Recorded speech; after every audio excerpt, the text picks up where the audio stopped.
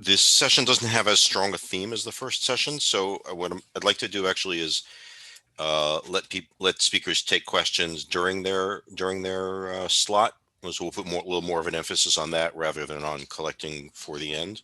So feel free to interrupt them. I will monitor the chat session, and so the speaker doesn't have to, but you can also just unmute, and I think we should try and make this as friendly as possible. So in terms of the time, so every speaker, as you know, gets 8 minutes, but I'll do this like soccer injury time, right? If you foul the speaker with a really hard question, then I'll give him a little more room to. And we will, of course, stick around at the end of the session for any Q&A or discussion. So anybody who wants to, we can do that at the end. All right, so we can now move to our first speaker, who is Alan Liu, about distributed load balancing, work with Sara, Ahmadian, Binghui, Peng, Morteza, Zadimoghaddam. Alan, are you queued up? Do I just share my screen? You just share there's a share screen option at the bottom of your Zoom window. Okay, and then you pick the presentation. Yeah, there you go. Yeah. Can you all see that? Yeah, we can see it. Okay. Go ahead. Yeah. Hi, I'm Alan. I'm from MIT, and today I'll be talking about distributed load balancing, a new framework, and improved guarantees. So, yeah, let's begin with the problem setup.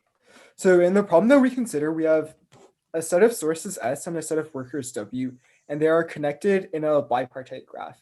So in the graph shown, the sources are S1, S2, S3, and the workers are W1, W2, and W3. And now each source has 1 unit of load, and the goal in our problem will be to distribute the load on each source among its neighboring workers. So for each source, we can split its load among its neighboring workers however we want. And now once we have distributed all of the load, we can compute the total load on each worker as the sum of the loads over all the incoming edges. So for instance, in the allocation shown in the diagram, the total loads would be 1/2, 2, and 1/2 respectively. So now what is the objective in our problem? So the objective is we want to balance the total loads on the workers as much as possible. And the way we capture this balance in this objective is we have a convex objective function phi of L1, L2 up to LW. And now, so we actually do require a few things about phi being symmetric and well-behaved. But almost all natural objective functions do fall under our framework. For instance, we might want to minimize the maximum load on any of the workers. Or we might consider an L2 objective, where we want to minimize the sum of the squared loads. We might also consider a more general LP objective. And now finally, our goal is to develop a distributed algorithm that computes a nearly optimal allocation. So we work in the standard distributed model of the congest model, where in each round, each node is allowed to send a logarithmic number of bits of information to each of its neighbors. So this problem is motivated by applications in web servers and search engines. So we might think of the sources in our problem as corresponding to query sources. So for instance, users querying a web page. And then the workers in our problem correspond to the data centers that are like serving the requests. And since there may be millions of users and millions of workers, we want a distributed algorithm that converges in a small number of rounds.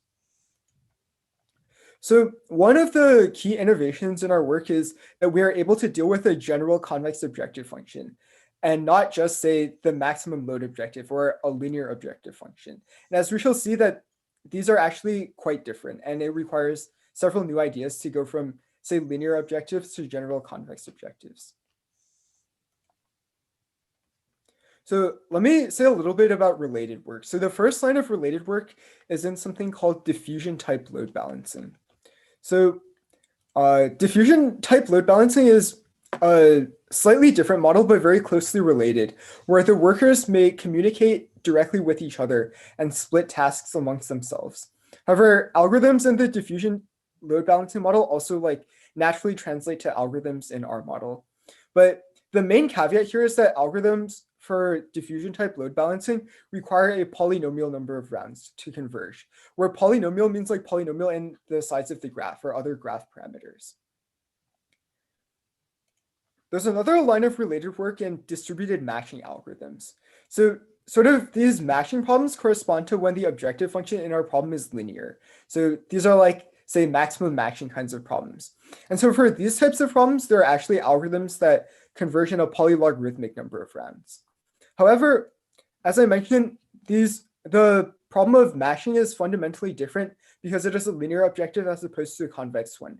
And one way to see the intuition for this is that when you have a linear objective, the optimum always occurs at a vertex of the feasibility polytope. However, when you have a convex objective, the optimum may occur in the interior of the polytope. So the problem is quite fundamentally different. So maybe, as you might guess, our results are that we have an algorithm for load balancing that computes a nearly optimal solution in a polylogarithmic number of rounds. So to compute a 1 plus epsilon approximation, we need log n log squared d over epsilon cubed rounds, where n is the number of nodes and d is the maximum degree. And so when the objective is to minimize the maximum load, we have an improved algorithm that converges in log n log d over epsilon squared rounds. And this is faster than a direct application of a parallel mixed positive LP solver. So let's briefly try to understand why previous load balancing algorithms get stuck with this polynomial dependence on these graph parameters. So the previous load balancing algorithms, so for say diffusion type load balancing, they all follow the following paradigm, which is that when you have two workers whose loads are imbalanced, you try to linearly shift load from the higher loaded one to the lower loaded one. Where more formally what I mean is consider in the following diagram, we're looking at source S2 and then the loads on two workers L1 and L2.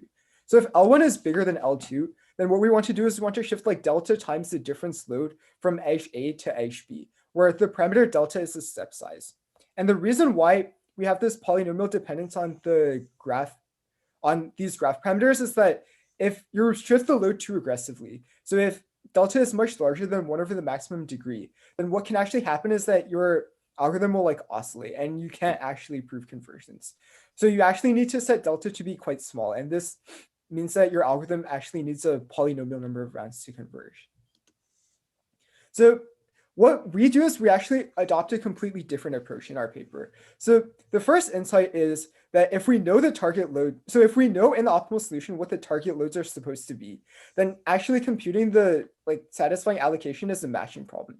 And as we said, matching can be solved in a polylogarithmic number of rounds. So now this leads to the following natural algorithm for minimizing the maximum load.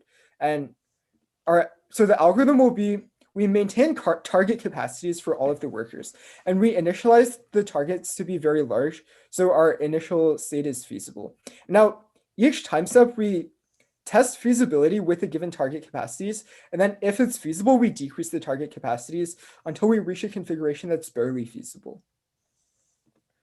So this approach actually works for the maximum load objective function. However, dealing with general convex objectives requires a much more refined approach because we can't decrease all of the target capacities simultaneously.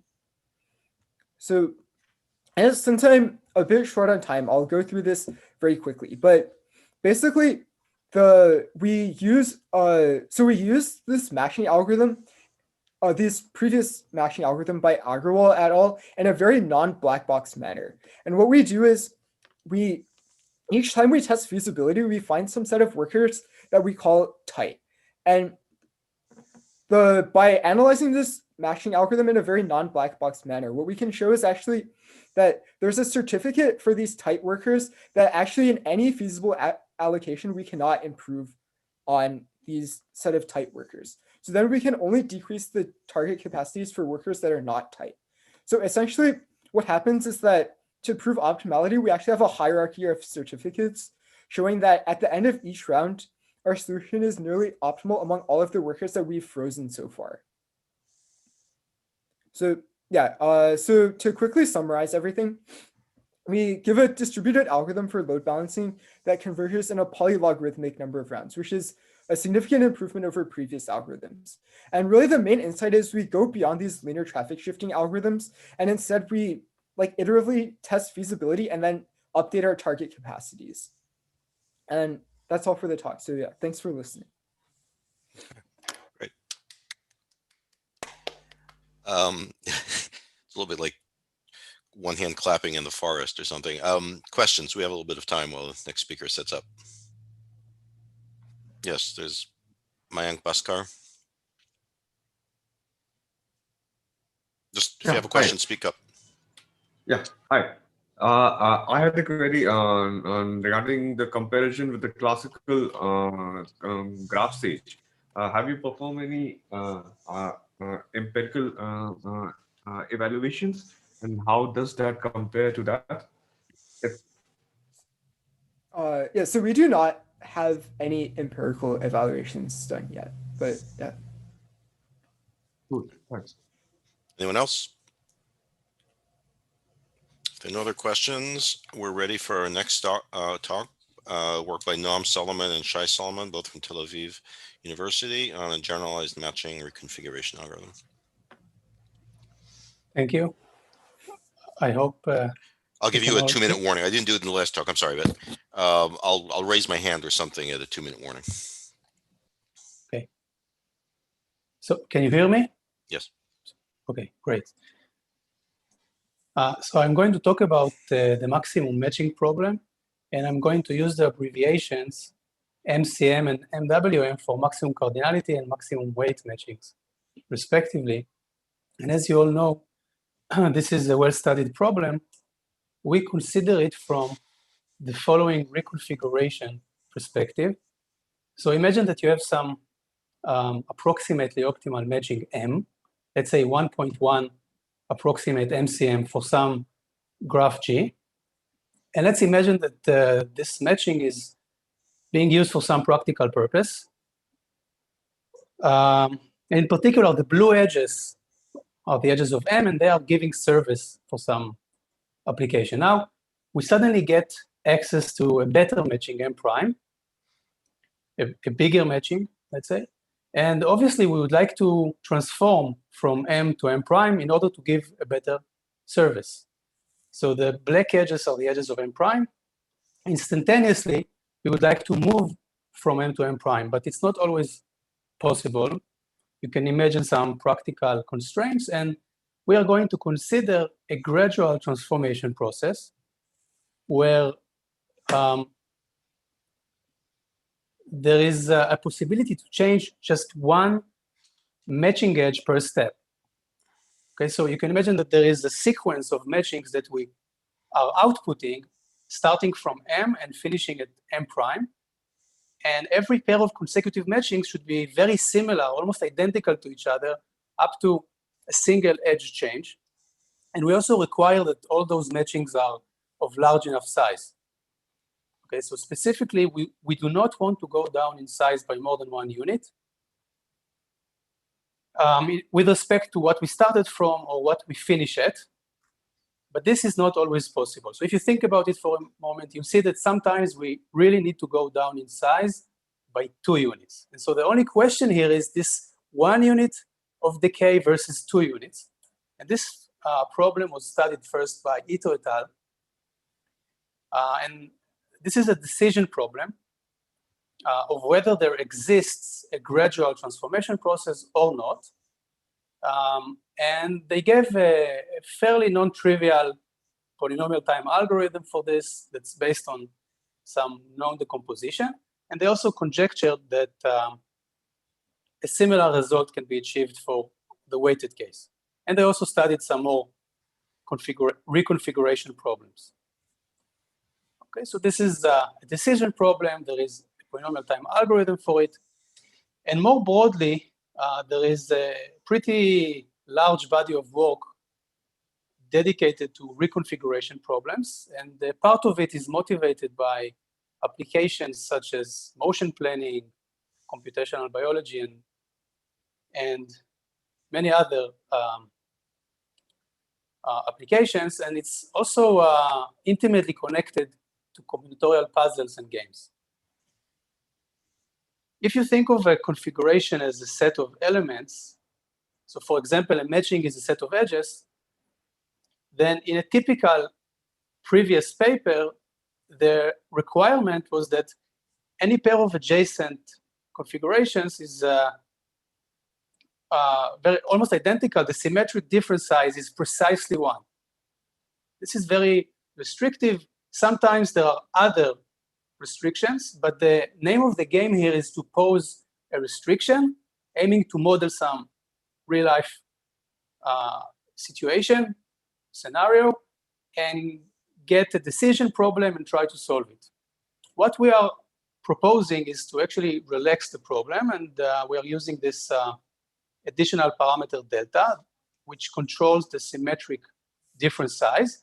So instead of 1, it could be arbitrary, and we notice that when delta is 3, already then there is a simple linear time gradual transformation process.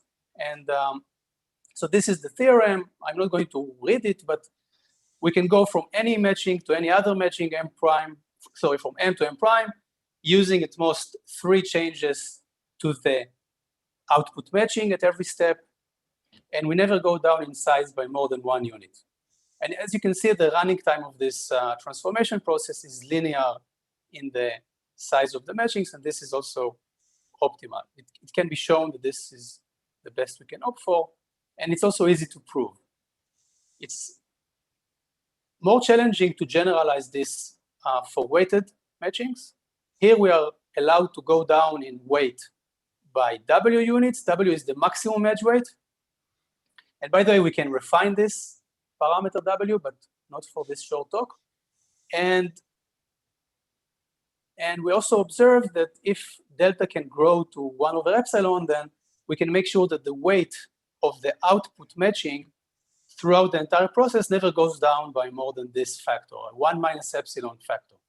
And in general, we get this, the maximum of these 2 terms. We never output a matching that has weights smaller than the maximum of these 2 terms, and this also can be shown to be optimal. Now, the takeaway message, the main takeaway message of this work is not these transformation process theorems, but rather their applicability to the area of dynamic matching algorithms, which is pretty active this last few years. And in the most basic setting, we have a single change to the graph per step. Usually it's an edge update, but it could also be a vertex update. And the most basic quality measure is the update time. We would like to get a small update time. And by now, there are many algorithms with pretty small update time, also in the worst case measure. And they also can achieve pretty good approximation guarantee. And I'm not saying that this is a fully resolved area of research, not at all, but I just want to say that this measure of update time is pretty well understood, in contrast to its, let's say, cousin, the recurse bound, which measures the number of changes to the output matching. And it could be much bigger. The recurse bound, it could be much bigger than the update time, and this parameter is not nearly as well understood. And in fact, surprisingly, perhaps, almost every dynamic matching algorithm has a very high worst case recurse bound, besides 1 or 2 exceptions, and even some of them incur a high amortized recurse bound, some of the known algorithms. And we are going to employ the theorems that I mentioned a few moments ago in order to get this result. So I'm going to very quickly go over this theorem. What we are saying is this: you have as a black box any dynamic algorithm that can maintain any, let's say, beta approximate MCM with an update time t for any t. Then you can transform this algorithm A into a different algorithm A prime that maintains a possibly very different matching, but with roughly the same approximation guarantee, beta times 1 plus epsilon. And the update time of this resulting algorithm, this transformed algorithm, is very similar to what we started from up to this additive term. And we can achieve a worst case recurse bound of roughly 1 over epsilon. So that's what we get roughly. And if you care about an approximation factor of 1 plus epsilon roughly, then you cannot do better than this. If you would like to improve the recurse bound asymptotically below 1 over epsilon, assuming 1 over epsilon is super constant, you cannot do so even in the incremental and decremental settings and even in the amortized sense. And finally, we generalize this for weighted graphs. And so this is like the last few seconds. If the edge weights are between 1 and W, not necessarily integers, then you can see where the W pops up. The update time grows by an additive term of W over epsilon instead of 1 over epsilon, and the worst case recurse bound becomes W over epsilon. And yeah, that's it. Thank you. Okay, thank you. We're about a minute and a half over time, so if there's only a very rapid question, and maybe the next speaker can already share screen.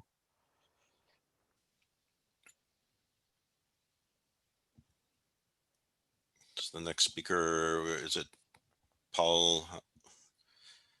Yeah, I'm here, Mike. Okay, so thanks a lot. Thanks a lot, Shay. I guess we'll move on to the next talk. And remember, there's time for discussion also at the end. And also a reminder to the speaker, I'll kind of raise my hand with that little yellow hand, 2 minutes, when you have 2 minutes left. Okay. So thanks, Shay. And the next talk is András Papp and Roger Wattenhofer on defaults in financial networks, which is exciting stuff. Yeah, so you can see my screen, right? Yes. Okay, thanks then. Hi, everyone. I'm András Papp, and I'm presenting a joint work with Roger Wattenhofer. So the talk is about financial networks, which is a very timely topic because nowadays the financial system is like a very interconnected network of banks and financial institutions that are connected by these debt contracts and other financial derivatives. So if one of the banks goes bankrupt, then it means it can't pay its liabilities, and then other banks will also go bankrupt, and so on. You can have these ripple effects throughout the whole network. So it's very important to study this whole area in this network-based perspective. And the base model to study these networks it's actually very simple. It has nodes for banks. You have these, each bank has a specific amount of money, which you see in these little rectangles. And it has debt contracts saying that, for example, U has to pay 1 unit of money to V. Based on this, you can already define assets and liabilities for each of the banks. For example, Bank U gets 1 unit of money from this source node. It has 3 units of money itself, so it has assets of 4. And on the other hand, it has a total liability of 1 towards V. Or if you look at this Bank V, then it has assets of 2 because it gets 1 unit of money from U, and it has 1 unit of money itself. But on the other hand, it has total liabilities of 4. So this is the interesting case when V is bankrupt, or in more financial terms, it's in default because it cannot pay all of its liabilities. And the model assumes that in this case, what V does is that it takes all the money it has and pays as much of the liabilities as it can proportionally to the payment obligations it has. And also what's an important parameter in this model is the so-called recovery rate of V, which is simply the portion of payment obligations that V can fulfill. So in the current case, it's 2 over 4 or 1/2. So this model can already capture a lot of phenomena in these networks, but recently it's also been extended by another kind of contract to make it more expressive. And this is a so-called CDS, or credit default swap, which is a very popular financial derivative in practice. So essentially a CDS is a conditional debt contract where U and V agree that if a specific third bank goes into default, then and only then U has to pay 2 units of money to V, for example, or it can be any other amount too. Or more specifically, the payment obligation on a CDS in practice is the weight of the CDS times 1 minus the recovery rate of this reference bank. So, for example, if the reference bank can pay all of its liabilities, it's not in default, then there's no payment obligation. If it cannot pay at all, then the payment obligation is the whole weight of the CDS. And if it's somewhere in between, then we get something in between 0 and the total weight. So this is the financial network model that we are studying. And what's kind of new in our work is that all of the previous works have studied this from a static perspective, in the sense that they analyze the network in the sense of finding equilibrium points, payment configurations that fulfill these rules, and whether there exists such an equilibrium, whether it can be found in polynomial time, stuff like that. What we do instead is we look at this whole setting more like as a dynamic process, a step-by-step evolution of the network, where each discrete time step is a so-called update. Essentially, the banks have an officially announced recovery rate, which might or might not equal their current balance. And we follow this process as banks update their recovery rate to their real situation. So for example, if W has an initial recovery rate of 1, maybe it later learns that it's only going to receive 2 units of money on its incoming contract. But at this point, this is not really known to the network. Maybe this is information that's not available to other nodes. So W has to explicitly announce, make an update and announce that it only has a recovery rate of 1/2. And it is only at this point that the payment obligation on the corresponding CDSs will change. So just to look into some examples as to how this works, if you've seen the long version of the video, you might recall that this is a running example. We have 2 banks, U and V, which both start with a recovery rate of 1, which means that none of them get any assets currently from the source node, so they can both go bankrupt. And if U is the first node to report a new recovery rate of 0, then this means that V gets new assets, so V will not go bankrupt. And on the other hand, if V is the first node to report a new recovery rate of 0, then U gets new assets and U doesn't have to make an update either. So based on who does the first update, we end up in 2 very different outcomes of the system. And actually, you can also see that there's also a third equilibrium, which is not even obtainable in this whole sequential case. And another interesting example is this graph or this financial network, where initially there is no payment obligation on the CDS because V is fine initially, which means that first U will go into default and then V will go into default. And then this creates a new payment obligation and the payment on the CDS. So now U comes back from the default and has to make an update back to 1. It can pay its liabilities now, and then V does the same, which then creates again a payment obligation of 0 on the CDS. So this gets back to the original state of the system. And what we'll see is a periodic repetition of these few steps forever, and the whole system will not stabilize at all. So these are the basic properties of these financial systems that are kind of important to know. So nodes can occasionally come back from the default. Not every equilibrium is reachable in this whole sequential process. The process might go on infinitely, never stabilizing, and it's also heavily dependent on the order of updates. 2-minute warning. So, sorry? 2-minute warning. Okay. So what we look into in detail is the different properties of details of these different properties. For example, stabilization time wise, it's not only possible that it's infinite, it's also possible that the system lasts for a very long time if it's eventually stabilizing. So an exponential number of steps maybe. And to do this, you can essentially build gadgets that behave as a binary counter that counts from all zeros to all ones, which is kind of interesting because it also shows that these financial networks can act as a model of computation too. Or in terms of ordering of updates, you can study how hard it is to find the ordering that gives the least amount of defaults in the final state, and it's very ordering dependent because you can have a system where if this node defaults first, then there's 1 default in the end. If this node defaults first, then almost everybody is in default.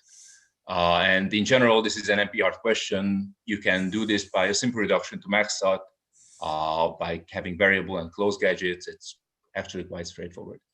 Or you can look at it from the perspective of a single node, finding the best ordering for a single node. Our first example already shows that in some cases, it's good to delay your default because that's the only way you can survive.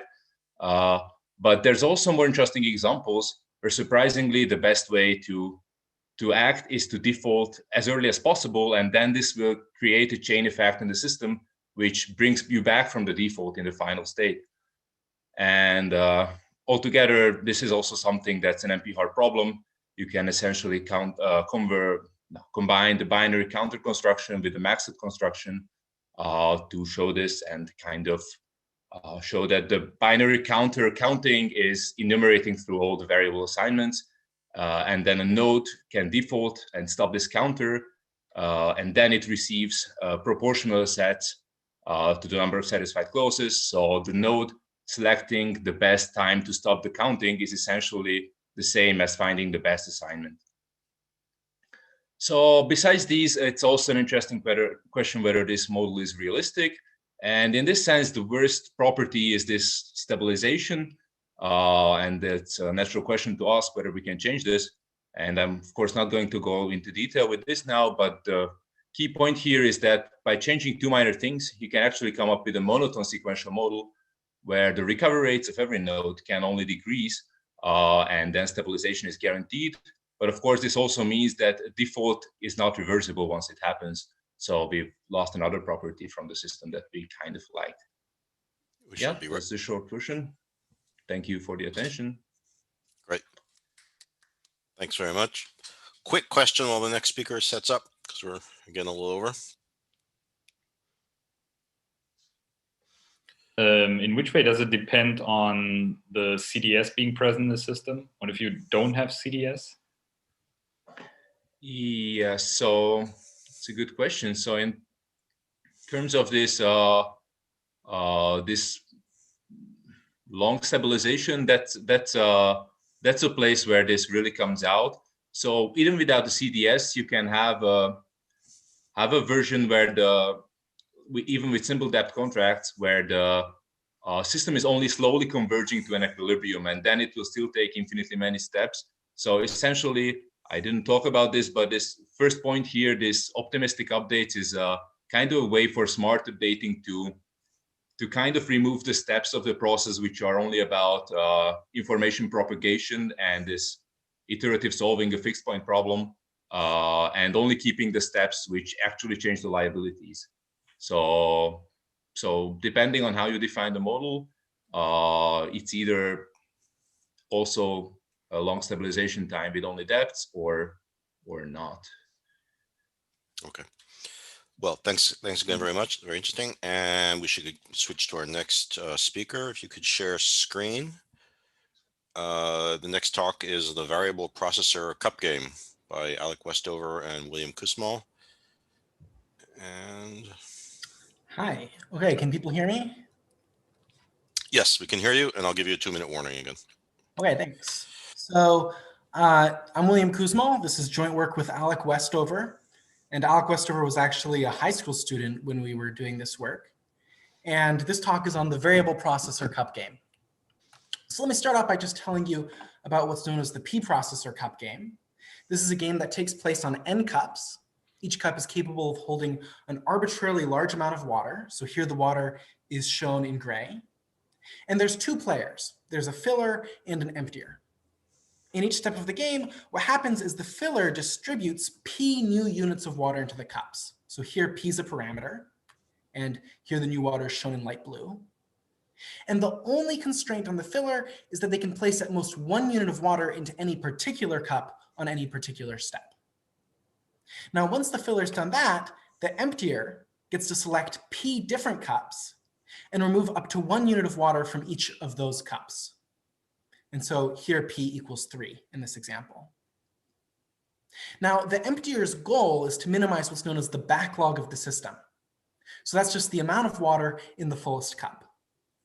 And you can think of this as being a scheduling problem. So the cups represent tasks, the water in the cups represent work that needs to be completed on those tasks, and the emptier represents a P-processor computer that gets to select P tasks at each time step to make progress on.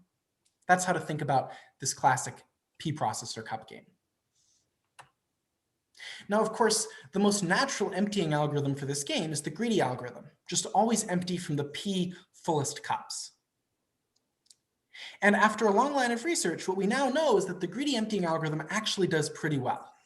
So it achieves backlog big O of log n, where n is the number of cups. And it does that no matter what the value of the parameter p is. Moreover, it turns out that this is actually the asymptotically optimal algorithm. So no deterministic emptying algorithm can do better than a bound of log n. In addition to studying the greedy emptying algorithm, there's been a whole bunch of research on the p-processor cup game over the last 50 or so years. And so here's just a sampling to give you a sense. And one of the things that I think is interesting about all of these different directions of research is that implicitly they all share one common assumption, which is that the parameter p, that is the number of processors in the game, is fixed. So in this paper, what we wanted to do is we wanted to ask the question, well, what happens if you let p change over time? So we introduced what we call the variable processor cup game. And it works exactly like the standard p-processor cup game, except now the parameter p is a function of the time t. Besides that, the two games are exactly the same. And I want to point out that there's really no fundamental reason why p should fluctuate in the same way for the filler as it does for the emptier over time. But by assuming that it does that, we make it so that it's a fair fight. So both the filler and the emptier have the same amount of resources as each other in each step. And again, you can think of this as a scheduling problem. The only difference is that now the application that we're scheduling is on a shared machine, a machine that's shared with lots of other applications. And so the number of processors available to our application can fluctuate over time. That's how to think about the variable processor cup game. Now, when we began this work, I should say that we really thought this was just going to be a simple exercise. Because of course, for each individual value of p, the p-processor cup game behaves the same. The optimal backlog is just log n. And so we thought, surely if you let p fluctuate over time, this shouldn't really change anything.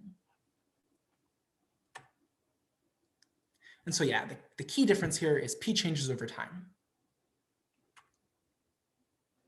And so what really blew us away with this in this paper is just how wrong our intuition was. It turns out if you analyze the greedy emptying algorithm, the best bound that you can prove for it now is big O of n.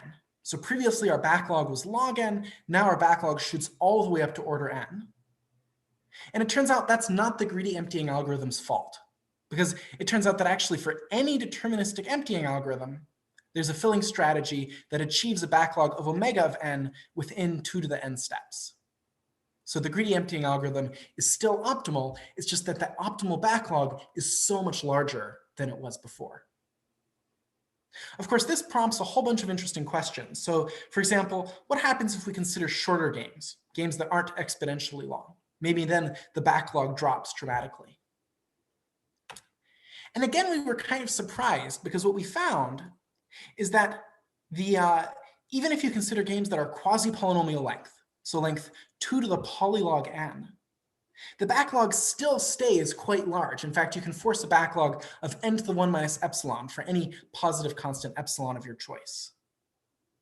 And this, by the way, prompts an interesting open question, which is, what exactly is the right backlog for these shorter games? Is it order n, or is it order n to the 1 minus epsilon? And I think that's a fascinating question to explore. So that was shorter games. And still the backlog stayed large. So next we asked, okay, well, what happens if you consider a randomized emptying algorithm? Maybe then the backlog shrinks. And one thing that you should know about when the emptier is randomized is that you assume the filler is what's known as an oblivious adversary. That means that the filler doesn't get to see what the emptier does at each step. The filler is blind. And what we proved is that if the emptier is a randomized emptying algorithm, and if you assume that the emptier satisfies a certain common property, and by common I mean it's a property that's satisfied by all the known algorithms in past work, and this property is called being greedy-like, if the emptier is a randomized greedy-like algorithm, then remarkably there's still a filling strategy that forces a backlog of n to the 1 minus epsilon. And this filling strategy is an oblivious filling strategy. And of course, again, this prompts a very natural open question, which is, can you prove a similar result when you don't have this constraint on the emptier? sorry. Can you prove a similar result when you don't have this constraint on the emptier? And in particular, what if you just consider an arbitrary randomized emptier? I think that's a fascinating question, and I don't know the answer. So those are the results in the paper. And when you put them together, you start to get kind of a fascinating story, which is that the variable processor cup game, despite aesthetically being very similar to the classical P processor cup game, these two games really are very different than one another. And I think this prompts a whole bunch of possible directions for future work. Generally kind of, what happens if we try to consider various forms of beyond worst case analysis? So for example, you could consider resource augmentation. That is, what happens if you let the emptier empty slightly more in each step than the filler is allowed to put in? You could also consider smoothed analysis. So what happens if you either randomly perturb what happens, the behavior of the players in each step, or you randomly perturb the starting state of the game? And you can also consider placing restrictions in the filler. So I think this is particularly promising because you could, for example, restrict the rate at which P changes over time. And it turns out that if you look at our constructions in the paper, P changes really rapidly. It changes in kind of a fractal-like pattern. And so I think placing restrictions on a filler is a really interesting direction of future work. And I think what these directions of future work will really help us understand is just what are the ways in which these two games differ? And is there any way that you can modify the variable processor cup game to get a game where the backlog, again, returns to order log n? Thank you very much. Thanks. Thanks for also finishing almost with the allotted time. So my quick question would be, okay, give us some feeling for why the results are so different in the P case, in the variable P case? Yeah, so I think the intuition is this. The intuition is that you have a recursive construction, basically by induction. So you say, I know how to do a construction n-1 cups. How do I do it on n cups? And what you do is first you use your recursive construction to fill one cup way up. And then for the rest of your construction, you increment P by 1, and you use one processor worth of resources to just hammer on that cup and make sure it doesn't get emptied out of. It doesn't fall below its current height. And then again, you use your recursive construction to fill a second cup to that height. And now once you've got 2 cups at that height, you can just do a little bit more work to push one of them a little higher. This is a Tower of Hanoi explanation for the 2 to the n? That's right. And so really what ends up being really fascinating is trying to get these kind of recursive construction to work. I mean, the basic construction is pretty straightforward in some ways. And then getting it to work for shorter games and against randomized adversaries ends up really kind of being where you start to get kind of more, you need slightly more unintuitive ideas to pull that off. Okay, does anybody else have a quick question before we should start on the next talk? Okay, if not, thanks again. And remember, again, there'll be time for conversation later. And the next talk is a new model for ant trail formation and its convergence properties. This is Charikar, Shivam Garg, Deborah Gordon, Kirankumar, Shiragur, and Shivam is presenting. Yeah, can you hear me? Yes.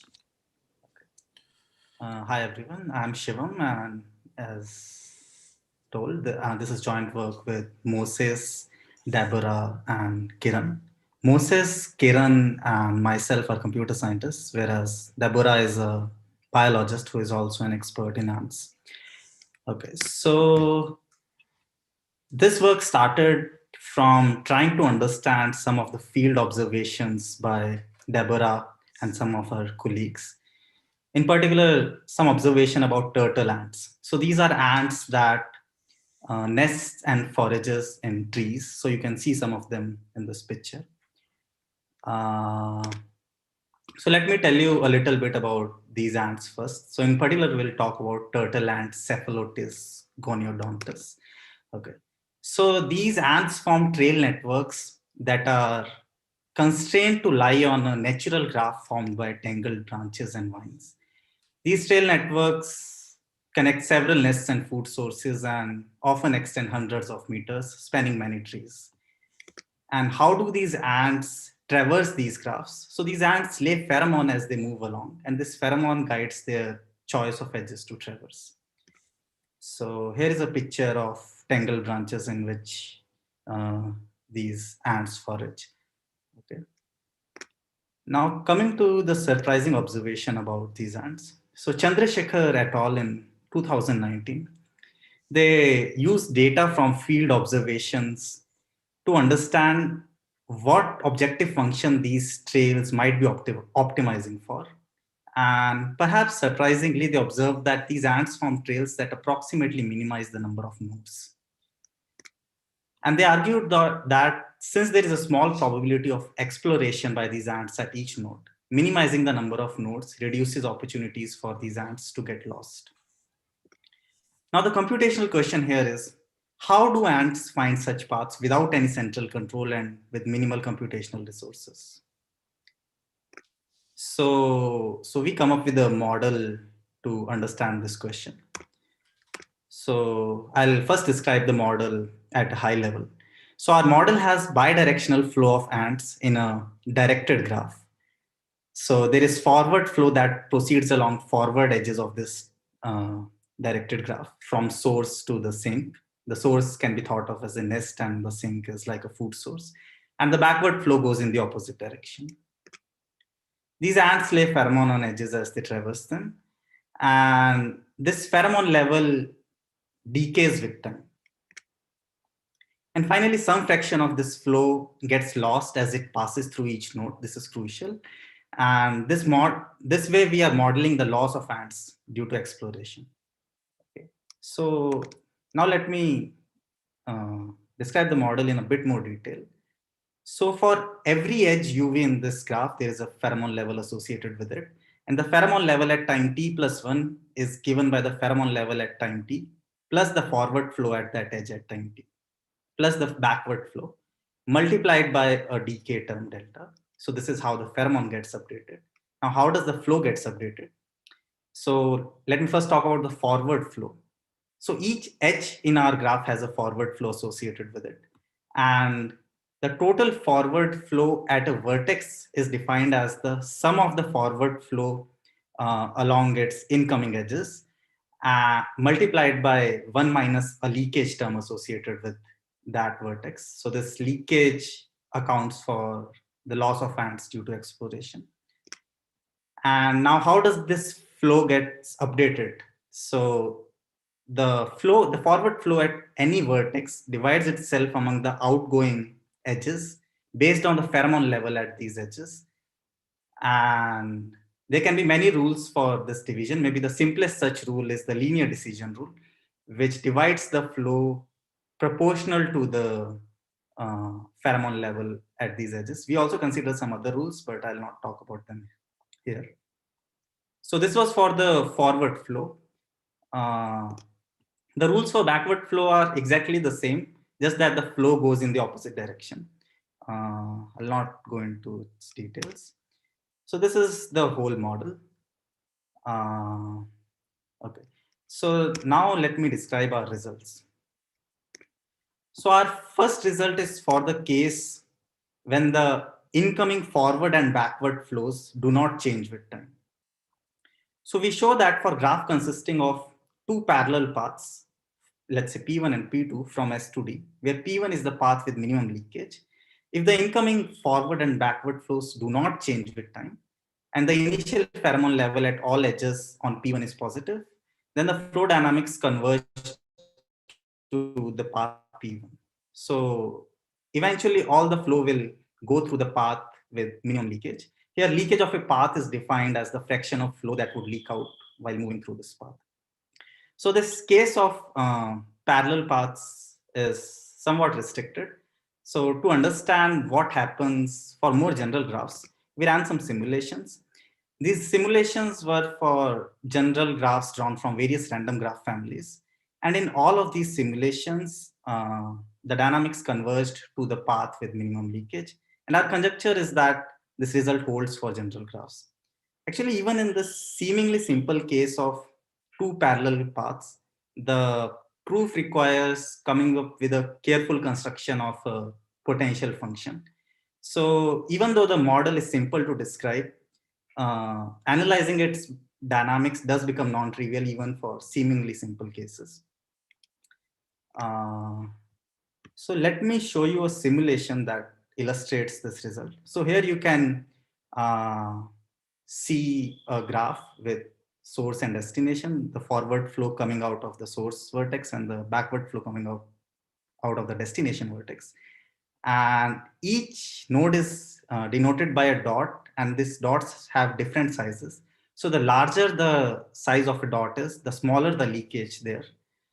And eventually we would want that the flow goes through the path with larger dots. So, or the path with minimum leakage. So let's see what happens. So as you can see, slowly the flow is converging to the path with larger dots or minimum leakage. Okay.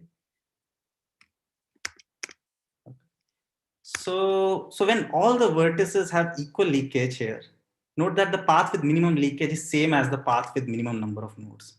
So this gives a plausible explanation for how ants might be finding paths with minimum number of nodes or minimum leakage. And this was for the case when the incoming backward and forward flows do not change with time. What happens when these flows do change with time? So our next result is for that case. I'll not go into the details of that result, but there we essentially show convergence to the shortest path. Earlier, the convergence was to the path with minimum leakage. Here we are saying it converges to the shortest path when the flow is increasing with time and there is no leakage. There have been past works that have shown that Argentine ants are capable of finding the shortest path in certain simple graphs. And from past works, we also know that detection of new food sources can positively reinforce the rate of flow of ants. This result is basically saying there might be a possible connection between these two phenomena. And it would be really fascinating to explore experimentally whether certain ant species actually change their flow rates to find short paths. We also have some other interesting results that I'll not cover here. Maybe now I'll conclude with the takeaways. So we give a model for ant trail formation that provides a plausible explanation for field observations, makes some interesting predictions, and essentially demonstrates how new algorithmic insights often emerge by investigating the unique constraints faced by nature.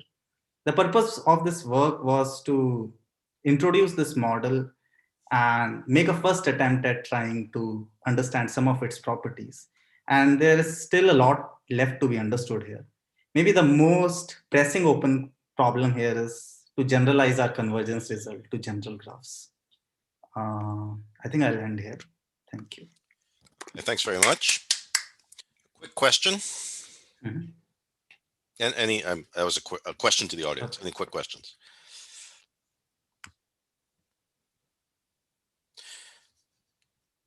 Good. Well, thanks to all the speakers of the session, and we'll stick around after this. I just want to tell everyone it's now by my watch 10:26. So the other session should be, I think, starting within 4 minutes. So if you're planning to move over to session A, I think now is the time. And if you'd like to stick around here and chat with the speakers from this session, I believe they're all going to stick around, and we'll see if there's any interesting conversation. Okay, so again, thanks to all the speakers of the session. Any questions, ideas, improvements on the results? Well, I have an informal question, in fact. Speak up. Yeah. Okay, so ITCS seems to be captivating a special philosophy, whereas it endorses new directions in theoretical computer science. So I've just been wondering why the authors selected ITCS particularly to submit their works. Okay. If any of the authors want to. I think, yeah, maybe I can speak. I think as you explained, the philosophy seems like the philosophy of ITCS encourages new models and works. So that was one of the reasons. And another perhaps somewhat unknown reason is that ITCS allows you to finally publish just an extended abstract. so that you can also submit your paper to other journals. So it's helpful if you're working on interdisciplinary stuff with other people who want to submit at other places. Stock and Fox doesn't allow that. So that is also helpful. Yeah. Do you think your research would be supported by conferences other than ITCS or not? When you say supported by, what do you mean exactly? Endorsed. Endorsed. Pathway, I think it is endorsed or accepted at least. I think the question is, do we think that essentially the program committee, did the program committee here have a different objective function than a Stock Fox Soda program committee? Maybe that's more your question? Okay. I think that if I'm interpreting your question, because I'm not sure that the author is in a position to answer that, I will say that on the program committee, it was definitely, as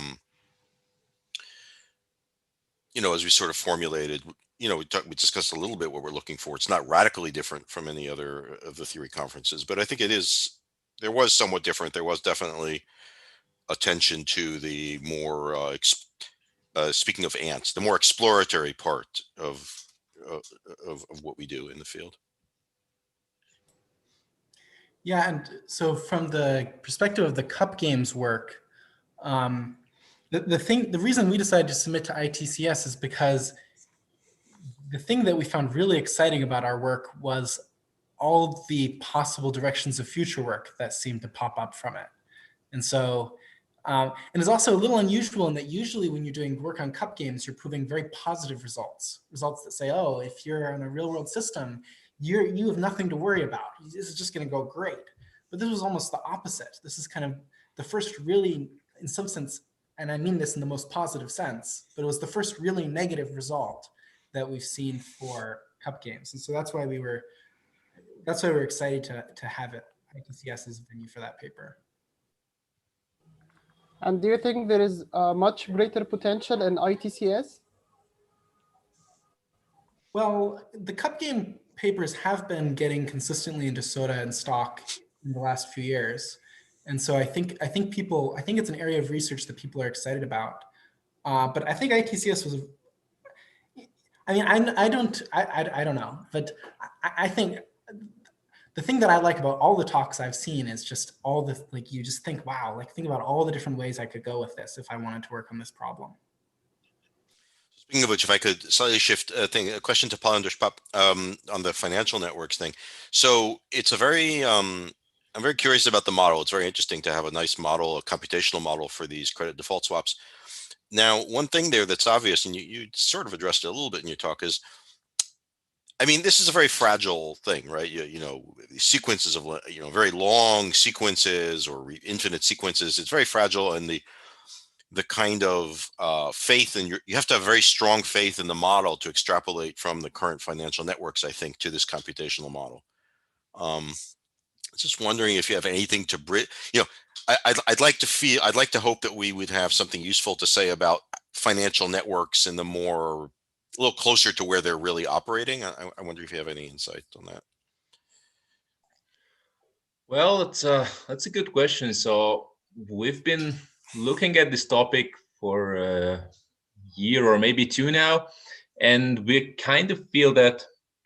So your question is good in the sense that we haven't really found the right model where we feel that, okay, this is gonna be something that gives us insights in practice, or where we can really get takeaway messages for a real world financial network. So kind of to summarize it briefly, so there's this base model where you only have depths, and we often kind of felt that that's too simple to really grasp what's happening in real world. And then we started working on this model with CDSs, and we've actually looked at it from a game theory perspective, from a complexity perspective, now from the dynamic process perspective, and we've kind of felt that this is the other extreme, in the sense that it's too expressive. It practically allows you to do everything, which is also unrealistic. So actually, we're kind of aiming for what you're saying, finding something in between that allows you to take away messages for practice. but that's a bit still up for the future, I guess. And if I could just issue a follow-up. So now instead of, let me ask about the other extreme. So, okay, so you just answered me the question about somewhere interpolating in between CDSs and a too simple model with just debt. Going in the other direction, is this model as expressive as you can get from sort of all financial derivatives? Or is it, your CDS is still somewhat limited? So I think it kind of captures the main phenomena in the sense that that now some banks are happy that other banks are doing good, and it can also express the fact that, like, short positions, some banks are sad that, like, happy if some other banks are doing worse. But generally, so of course there's a lot of things. For example, timing is a crucial thing from practice, which is still very much missing from this model. That if you do like short or something in practice, then it's usually have an concrete time when you have to know the value of something. So it can model specific phenomena. It's especially in the game theory sense, we felt that it's kind of doing a lot, but it's still missing a very, very large number of aspects from practice, in the sense if you really want to understand what's out there. Okay, thanks. Anybody else? I had a question for Shivam. So you talked about generalizing your results to other graphs, but maybe the real question is, like, do the graphs that show up in the real world have any special structure that makes it the problem easier? Do you know if there's any evidence of that, or have you talked to your colleagues about such an approach? So I think the graphs that appear in real world do have some kind of special structure. Maybe they are sparse, so the degree of each node is small, for example. But I think they are reasonably complicated, in the sense that I think my guess would be, if we can get to a proof for that, that will be enough to get the proof for general case as well. So in that sense, I think the missing insight, I would be really surprised if there is a missing insight that only applies to, let's say, sparse graphs, but not everything. Interesting. Else. Okay, thank you.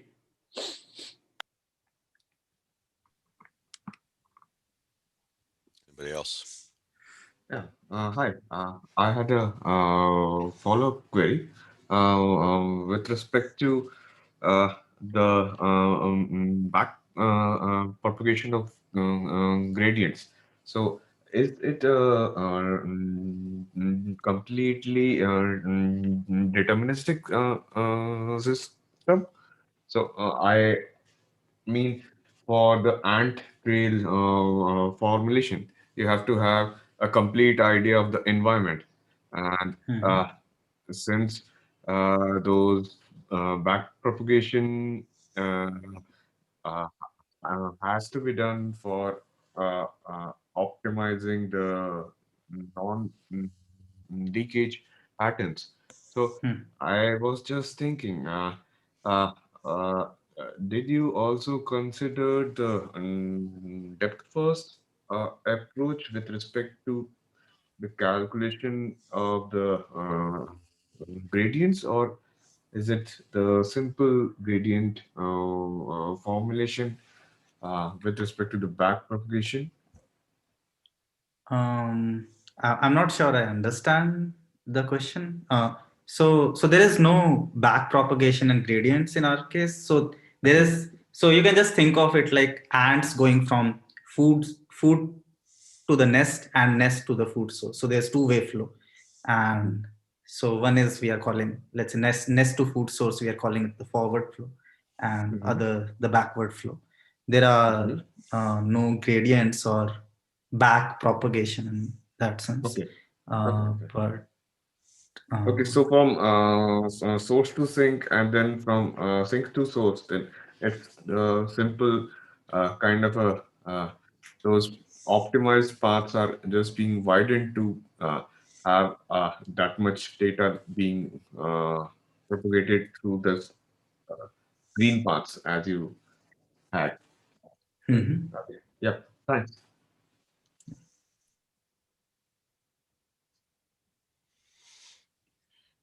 Other questions?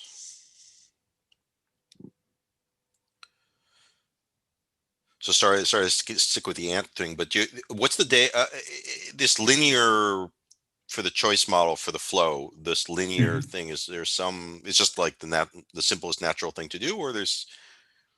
Okay, so we have some results that basically say that essentially any nonlinear rule will not guarantee you convergence to such paths. So once you shift to nonlinear rules, the guaranteed convergence property will go away. But at the same time, it doesn't say that these things will not help the nonlinear rules. So maybe it will not find the minimum leakage path, but it can still nudge these dynamics towards paths with less leakage. So linear is sort of a nice spot where you can get provable convergence and sort of some intuition for why things might work for other cases. Maybe just another thought, is the linear model, you can think of this as a stochastic thing. After all, these ants are fairly stochastic. Yeah. In which case this would resemble the Polya Earn model, right? So yeah. So basically, there is this thing called reinforced random walks, which is, I think Polya's Earn model is also just one example of that. So in reinforced random walks, you have an agent doing a random walk in a graph, a weighted graph, and the weight of the edge gets incremented every time the agent visits that edge. So our model is somewhat related to that, but there are some crucial differences in the sense that there are many ants in our model, whereas there is a single agent. There's leakage in our model. There's decay of, but it is closely related to reinforced random walks, which have been studied. Anybody else? Great. Well, thanks everyone for sticking around, and maybe we can switch over to session A or get a coffee or whatever you want to do. So thanks all for attending the session. Thanks again to the speakers.